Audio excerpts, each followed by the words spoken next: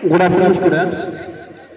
Respected principal sir, and special attraction of the day, Devashish sir, my dear colleagues and students. आज आम समस्ते ये आमर प्रिय शिक्षक देवाशीष सार को फेरवेल देवा उपस्थित होइछि। स्टूडेंट माने एवं आमर शिक्षक माने तांकर अनुभूति बखाणिले सार को विषय कहले, किंतु मो एमिति किछि कहबा को जाउछि जे किछि सार को पाखरे किछि जेमिति भलो गुण अछि, जे भलो गुण गुडी को आम मानकु एवं समस्त छात्र छात्री मान को शिखा पड़े। सार को पाखे गोटे पिले बहुत गोटे भल गुणटे अच्छी समस्त जानी विनम्रता, पोलाइटनेस। संस्कृत गोटे श्लोकटे अच्छी पिले नमन्ति फलिनो वृक्षा नमन्ति गुणिनो जना सुस्थ वृक्षाश्च मूर्खाश्च न नमन्ति कदाचन। पिले ए दुनिया रे गुणवान व्यक्ति माने गुणी व्यक्ति माने ही विनम्रता प्रकाश करि थांते। तेणु आमे समस्ते देवाशीष सार को ठारू किपरि विनम्रता रहिबा सेटा आमे शिखिबा। सर आ गोटे भल गुण आमे आपन कठो शिखिबा को पाइछु, निष्ठा भाषा। सार सब बेले मधुर कथा कहंती, प्रिय कथा कहंती। पिला माने तबे माने पढिछ जानिथिबो प्रिय वाक्य प्रदानेन सर्वे तुष्यन्ति मानवः तस्मात् प्रियं हि वक्तव्यं वचने का दरिद्रता। मिठा कथा बा प्रिय कथा कहवा द्वारा समस्त मनीष समस्त जीव जगत समस्त खुशी होती। तेणु आम समस्ते मिठा कथा कहवा प्रिय कथा कहवा एटा आमे आमर प्रिय शिक्षक देवाशीष सार ठारू शिखिबा। सार आ गोटे आपनकर भल गुण होछि आपन सबले शांत रुहंतु। पिला माने आमे जते शांत रहिबा आमको कौनसी बाह्य शक्ति आमर कौनसी क्षति करि पारिबो ना। सबले आमे शांत एवं सरल रहिबा एई भल गुण आमे आमर प्रिय शिक्षक देवाशीष सार ठारू शिखिबा। एवं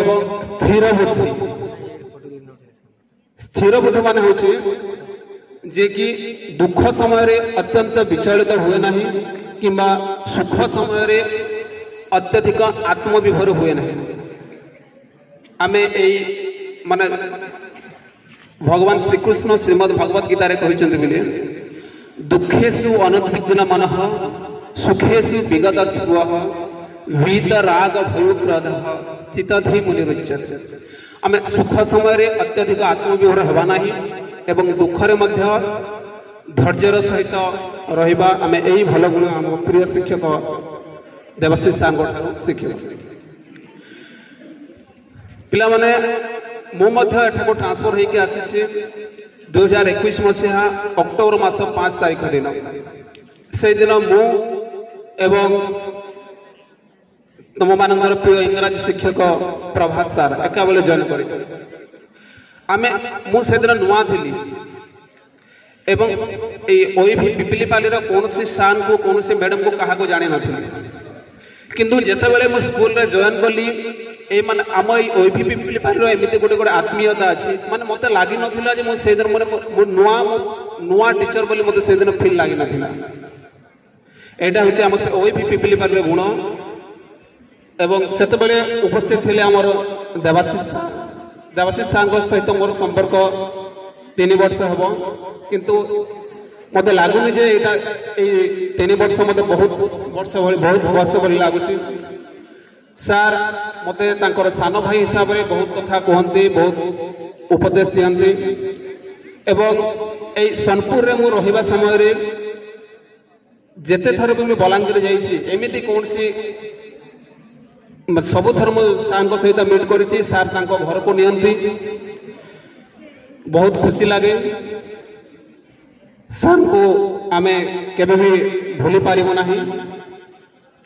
सार आपण जोठक भी जातु सुखरे रुहंतु।